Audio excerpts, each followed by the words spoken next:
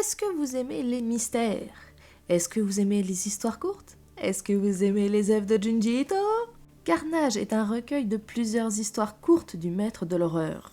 Publié en 2014 par l'édition Akita Shoten au Japon, c'est en 2023 qu'il vient en France par la maison d'édition Mangetsu.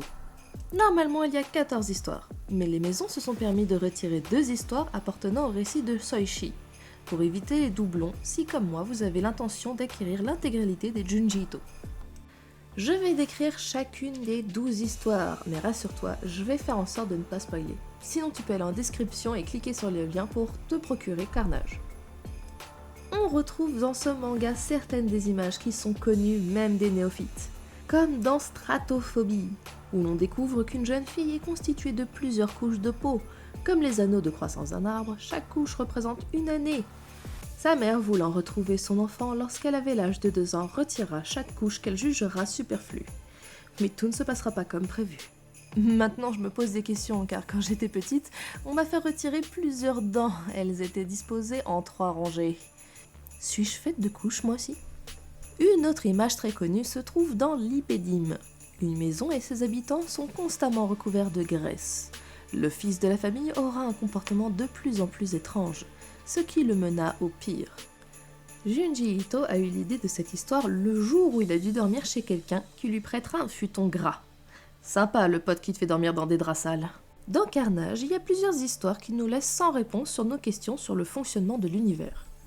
Prime Time nous fait découvrir 2 comédiennes ratées qui parviennent à obtenir le succès par d'étranges moyens qui provoquent l'hilarité chez les spectateurs. Un rire si intense que certains en perdent la vie. Tumulte des eaux parle d'une inondation.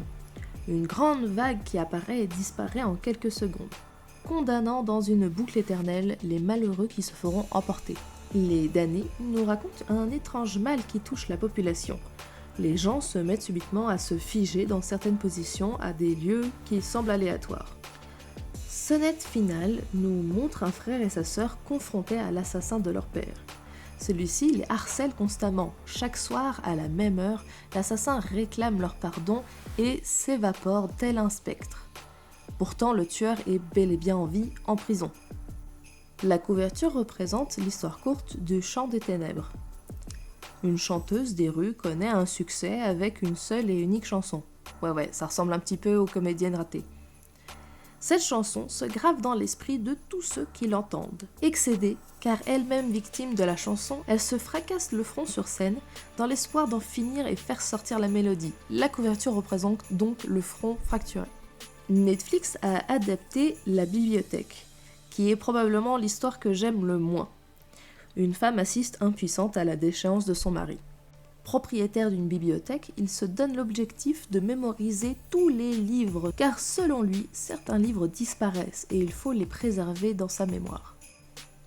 En revanche, il y a une histoire que j'aime bien, c'est le Val Miroitant. Je retrouve une ambiance Lovecraftienne, semblable au village d'Ismos. On peut voir un bref instant, lorsque le soleil parvient à s'engouffrer dans la gorge escarpée d'un ravin isolé, une vallée scintillante comme recouverte de diamants. Une expédition part à la recherche des habitants qui ont disparu du jour au lendemain. Ce village est coupé en 2 par une rivière.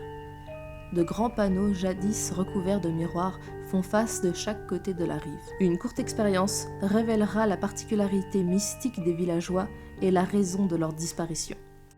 Junji Ito aime inverser les codes, comme Ombre assoiffée de sang, où l'on peut voir un vampire qui, au lieu de prendre du sang, essaye de nourrir une fille atteinte d'anorexie. Je ne veux pas devenir un spectre nous narre l'existence d'une fille qui se nourrit de spectres.